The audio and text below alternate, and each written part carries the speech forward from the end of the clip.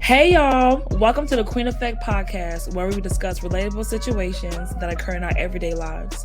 Our goal is to create a safe space where we can learn, teach, and uplift one another. I'm Madam IJ. I'm Shay Monet, the Golden Goddess. And I'm Coco.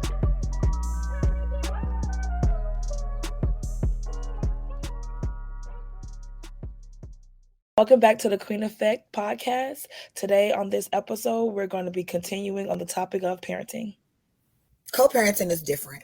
For me now, it's like kind of hard to co-parent because you know how you set certain rules for your child and you have everything that you want them to do. Why is it that in some cases the other parent just doesn't care so much? Like they don't pay attention to bedtimes or certain things that you have set up for your children. It's like nonchalantly, well, they got to learn, it's okay.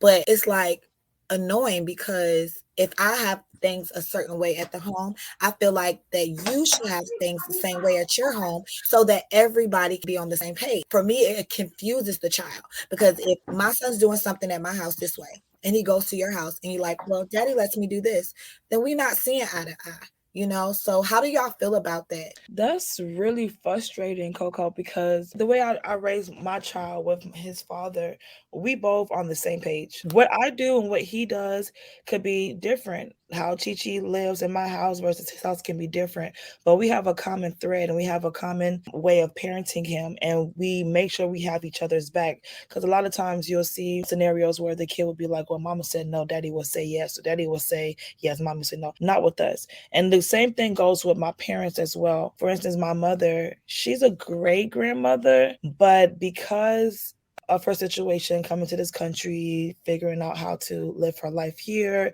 we wasn't able to enjoy her the way my son is able to enjoy her. So she overcompensates for that. But like at the same time, we still have to be here. We still have to be eye to eye when it comes to disciplining my child because she's really soft on him and she was not soft on me. I don't want her disciplining him the way she disciplined me, but we still have to be eye to eye with how we discipline him and how we want to raise him. So that's unfortunate that you're going through that. I think that it's a grandparent thing in general because I'm telling you, like some of the stuff I did when I was a kid, my mama would have beat me with the refrigerator. But if my kids do it, she gonna, oh no, just calm down. And I mean, like she wasn't abusive, so not really beat me with the refrigerator. But even when I be fussing and stuff, she'd be like, oh, well, Shay, you don't have to do that. You don't have to say that. And she does it to my siblings too. And we're like, are you the same woman who raised us? But it's like when it comes to the grandbabies, oh, please, they get away with murder. And I'm pretty sure my mom could say the same for my grandmother because y'all know I'm the oldest spoiled grandchild. It is really unfortunate that is your situation because I always thought that you guys were like eye to eye when it, you know what I'm saying, when it came to that. I honestly respect the way that you guys get along. Like, of course, you know, you're going to have your flaws or whatever, but I really look up to y'all's co-parenting shit that y'all have going on, Coco. For me, co-parenting is kind of like the level of co-parenting that I am on with my ex-husband is like, we communicate about what needs to be done financially, and it just kind of ends there. It's unfortunate that as of right now, we're not to a point to where I can drop my kids off for the weekend and then they come back home. So we don't have those issues. I feel like when it comes to like discipline and things of that sort, we're pretty much on the same page. If anything, they'll get a little more discipline over there with him because I am pushover mom. But I cannot relate to that aspect. When my stepson would come over all the time, me and his mom kind of communicated. We would leave my ex out because it was like, okay, he's either gonna go overboard or he's gonna be like, oh, I don't care. Like, oh, okay, he cussed the teacher out. Well, is he passing all his classes? Stuff like that. And I'd be like, oh my goodness, there's so much more to life than that. So she and I would talk when it came to the correct way to discipline. It's just different outcomes and things of that sort. But you know, I think it's okay for you guys to have different parenting styles as long as the kid is taken care of and loved and, you know, disciplined the right way and, you know, nurtured. Because even if you guys were still together, you still going to go about things your way and he's still going to go things, you know, about his way. So I don't think that he should necessarily mirror how you do things, because that's unrealistic. But as long as you guys are on the same page with how you raise your child, then you're fine. Because like Shay said, you guys, the way you guys, I thought my co-parent was good. You guys co-parent is on another level of goodness. I'm just like, okay, it's you should be happy about that. But that's definitely a conversation that you guys need to have, just to make sure that you guys are on the same page with that. Yeah, just certain things I'd be like, well, this is how I want to do it. And, he'll be like, well, he should do it this way. And I get it. Royal's a boy. So maybe I do nurture him a little bit too much, but that's my baby. Not too much. Not what I mean. That's my baby. And I don't want to take away from him, becoming a man when he get older and not knowing the things in life of what a man should do. So I commend his father for doing that. But sometimes I just feel like he's a little tough.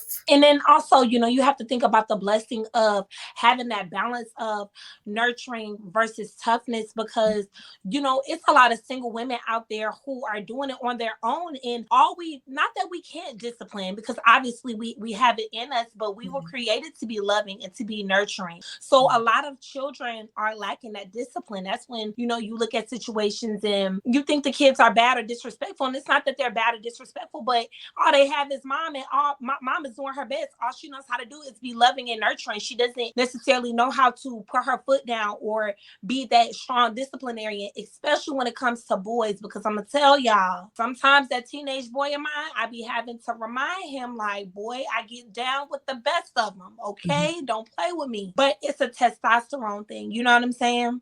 But the fact that y'all have that balance is beautiful. He's going to be good. He's going to be good all the way around. And that's all that matters. Definitely. Pouring love into you, girl. Pouring love into you. Okay. And just to speak on those who don't have that balance, one of my biggest pet peeves is to see two people that have created a child together and they can't put their feelings and the bullshit to the side to make sure that their children are okay. It's like, oh, well, my child can't talk to his daddy because I don't mess with him.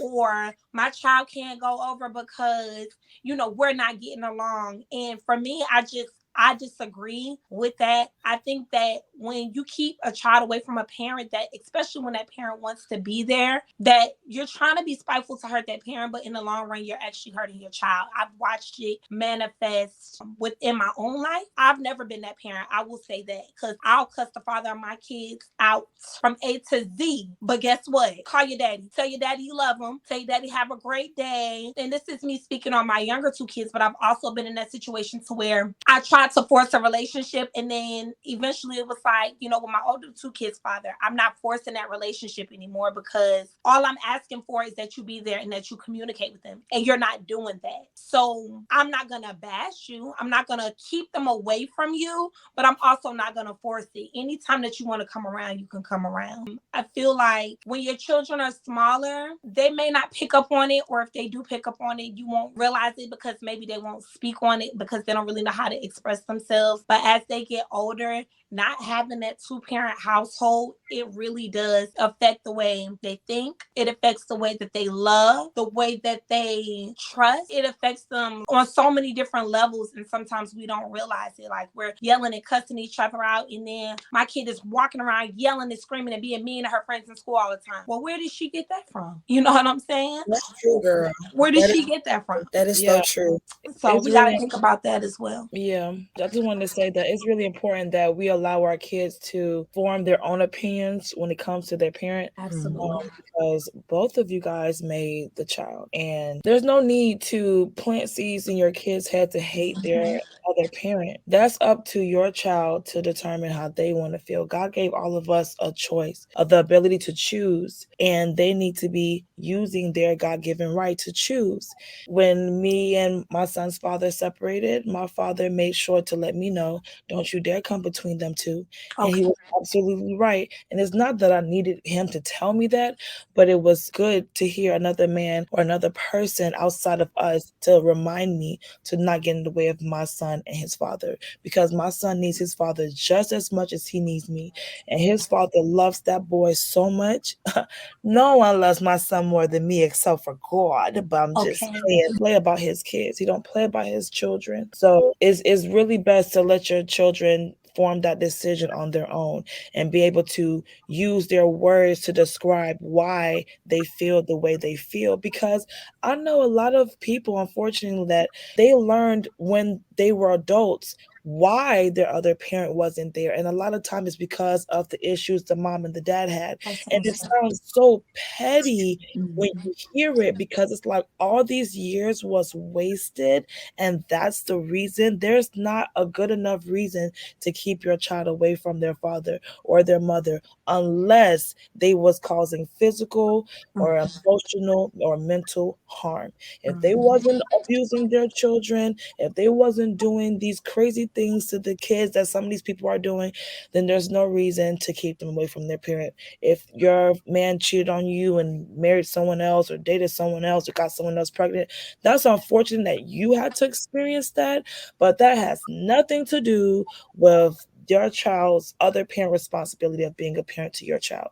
And when your child sees that, you're loving on them and you're doing all that you can do for them, and you're not bashing the other parent, and your child see the other parent not doing the same thing, they're gonna have their own opinion about, oh, you really ain't shit, and mama or daddy was the one that was there for me. It's not a battle, because at the end of the day, the child still lost a parent. Right.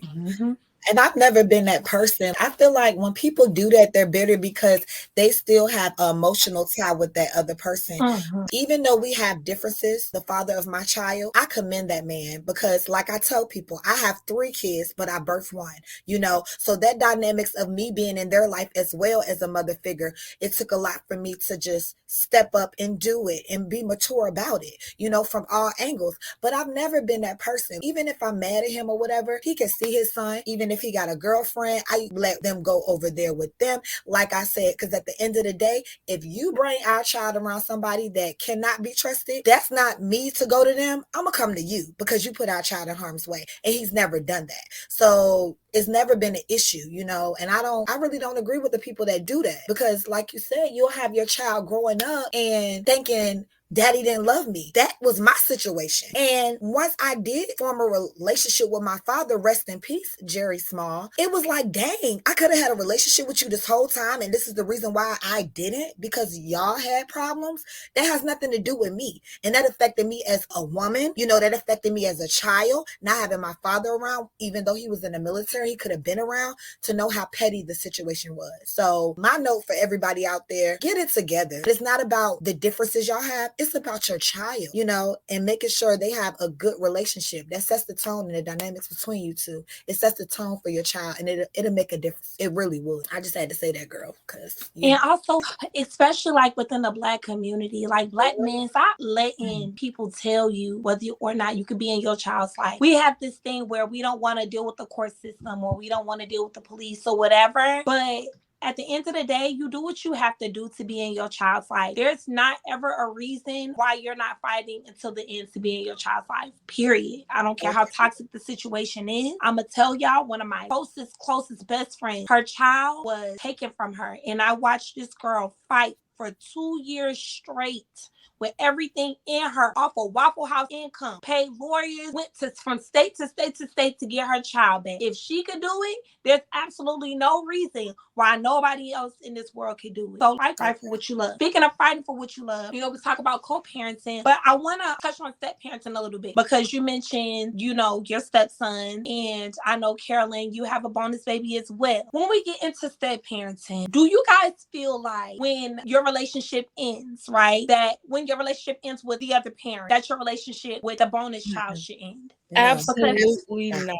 Absolutely Not. Okay. Absolutely Because not. I see a lot of people, when the breakup happens, they act like the child never existed. And I'm just like, that's so fucked up, because you've now gotten this child, like, you see you and attached to you, and you just turn your back on them like they never existed. My baby, I didn't birth him, but that's my baby. Okay. And unfortunately, we're not in contact right now, but anytime he wants to come around, he's always more than welcome to come around.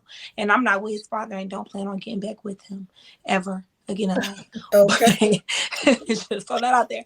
Oh, but my baby, like that's my baby. Like that's not my stepson. That's my son. Like that's my baby. So how do you go about maintaining a relationship with those bonus babies when you're no longer with, in our case, the father? Well, in my case, my son has an older sister. So when I had him, she was like 5. So I've watched her grow from a child to a teenager. And luckily for me, she has a phone. So I have her number. She has mine. We can still communicate. And even though me and my son's father are not together, we still move as a unit at times. Like, of course, he does his own thing with his son. I ain't got nothing to do with that. But sometimes we all still go out as a unit. So I still see her from time to time. And, I don't know. You have to go out of your way to make sure that you still have that relationship with that child, because now you really don't have that tie anymore. And because you've already built that rapport, it's up to you to maintain it, however that means. So. And that's absolutely okay to do that. If you love the other child to go out your way, it means nothing. It's like zero to zip nothing. For me, it's like I have a good relationship with their mother. We actually are close. We actually are friends. It wasn't that way in the beginning due to everything that occurred. However, it's like that now. And I call them, Royal, all of them got cell phones and they are inseparable. The oldest, more so, he'll be 13 in March. So he's a little bit, on his own. But he always, Mama Audrey, I want to come to the house. I want to, I want to see y'all. I want to see my dad.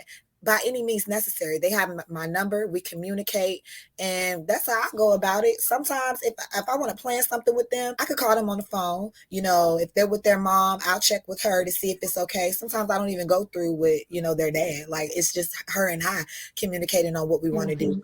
And we do things as a family all the time. That sets the tone for everything. It's not always just them and their dad, or me and them, or them and their mom. Like, we do stuff all the time. Birthday parties, movies, just meeting up. And it works. It works because in our minds, it's for them. They're all brothers. We want to raise them together. They're going to be like the 3 Musketeers. Ain't nobody going to mess with the Chase boys because we want them like that. I wanted to say something too. So I'm glad you said it. Another way that it's been easier for me to maintain a relationship with her is the fact that my son and her are so close. They talk like almost all the time. So because they're so close, I'm always hearing her voice. I'm always hearing that conversation. I'm always like, hey girl, like, hey. So it's like, I think it's very important that the siblings are close as well. Very much so. That was a good point. So I'm gonna just say this, okay? No tea, no shade, no pink lemonade. But stop keeping your kids away from people who love them. Stop doing that, whether it's a step parent or not. Like, when you know that a person genuinely loves your kids, a step parent, that go for even. I even have some friends who have called my kids, or they godchildren, or their nieces and their nephews, and it's like, where y'all at? Like, where y'all at? Stop keeping your kids away from people who love them, because it hurts the adult, but it's gonna hurt that child more, even more. It's the same thing as keeping them away from, especially if you've been in their life since they was young, you watched them grow. Like, it's the same thing as keeping them away from a custodial. I've always been big on the more people that I can have around my kids and love on my kids, the more love for them, the better. My oldest 2 kids, they don't really have a relationship with their father, but his girlfriend, that's my baby mama, hands down. She'll call me, how the kids doing, what's their grades going on. It's like, she's checking on them. She's messaging me, hey, Tonio asking for this, Talicia asking for that. It's such an open line of communication. And, for so many years, I did not have a co-parentingship on that end until she came into the picture. So that's a blessing and that's beautiful. And I would never keep them away from her, even though I don't fuck with him. You know what I'm saying? So that's just one of my struggles. It's crazy that I'm smack dab in the middle of good and bad. Like, it's so crazy. It's crazy, but it's purpose in your confusion, because as you're figuring out, you're able to share that knowledge with other people that's also in the same situation as you. So there's always a silver lining. We just have to look for it. And I feel like the children will appreciate it more when they get older. See how we fought and how we, fought to keep them together. They're going to appreciate that more. That's how I feel about that. But you guys, we're talking about parenting, and we cannot not talk about generational curses. Do y'all have like a situation that y'all want to discuss without going too deep in your personal life, because I see it all the time. And you always hear you're going to be the one to break that generational curse. You're going to be the one to break that generational trauma. That is such a fucking heavy load. And you don't realize that you are going to be the one until you're ready to break it, because you're sick of it and you recognize the patterns. I just want to go there because I feel like we need to talk about that. Girl, well, let me tell you, okay? I ain't gonna go too much into detail because I don't want to get emotional for our audiences. However, I broke a generational curse within my family with drugs. I just put it out there with drugs. I broke that generational curse. I also broke that generational curse with cigarettes. I used to smoke. Okay, for ones that don't know me, I used to smoke cigarettes and I used to hate it. Everybody in my family smoked cigarettes. When I used to go to school, my clothes would smell like cigarettes. People would call me just all types of names because we all know how kids can be so sweet, but they can be mean as hell. And I had to break that. I was going down the wrong lifestyle, long story short, and, tried some things and I didn't like the way it made me feel. And I had to do some counseling because I said, you know what? This is not going to be me. A lot of people in my family did that. They went through that. Not everyone. So let me come correct it. Not everyone. But I had to break that. I was like, no, sir, no, ma'am, no, him. Okay. So I did. And still dealing with it to this day, just to try to make sure, like, even when I go out and hang out, that I don't, do things that are going to affect me physically and mentally, like don't overdrink or don't do stuff like that. It's okay to have fun, but at some point, you got to know, like, okay, this ain't for me. So that's the generational curse that I broke within my family, drugs and alcohol. Oh, child. Well, y'all know I don't do drugs, so I think that every family struggles with things such as, alcoholism or drug abuse or whatever. Like, there's always somebody in the family that struggles with it. I don't know if I can say, like, I was like the first college graduate, like this shit is surface. But like on a deeper level, I cannot honestly say that I've broken the generational curse. I hope that I have, but I just have to wait for my children to grow up. Now, those of you who know me, y'all know I'm very close with my family, love my family to death. My family was the best. They could not have been any better. Okay.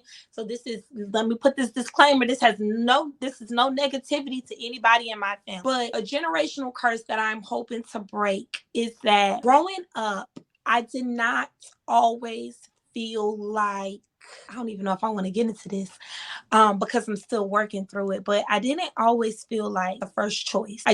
There were times where I felt like, I don't want to, you got to watch your words and how you put things out there, but I just feel like there were times where I didn't feel like I was put first. Everything that I do in my life, I try to make sure like my kids know, like, it's you.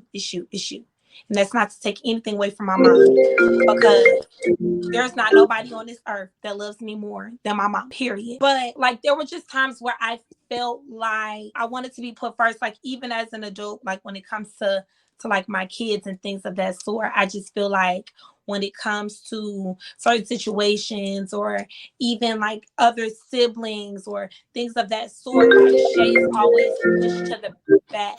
Shay's always expected to be like the strong person, or Shay's always the one who has to suck it up, and I mean, we could go a whole lot deeper into this, which we'll end up going deeper into eventually. But for me, like, that's that curse. I want my kids to always feel like they came before anything and they came before everybody. And I feel like it's generational because I know that my mom has had those feelings as well, and my grandmother's never spoken on it, but I'm pretty sure at some point she's had those feelings just based off of the stories that I hear from our families, like trickling down. So I just want my kids to feel like they were always put first. Girl, so we're gonna have to have a part 3 because this goes deep, honey. Okay, I'm pretty sure it's a lot of people out there thinking about this, the generational curses part within our family. So that was deep, girl. That was deep. It really was. Well, we got another episode coming up, so that's what we're going to continue. Yes. We hope that you all enjoyed today's episode. Thanks for tuning in to the Queen Effect podcast, and we'll catch you on the next episode. Follow us on our other social media platforms. You can find us on Instagram and Twitter under @The Queen Effect, as well as Facebook and YouTube under The Queen Effect. If there's a specific topic you want us to cover, or if you want to send us an anonymous question for our Dear Sis segments, email us at thequeeneffect@gmail.com.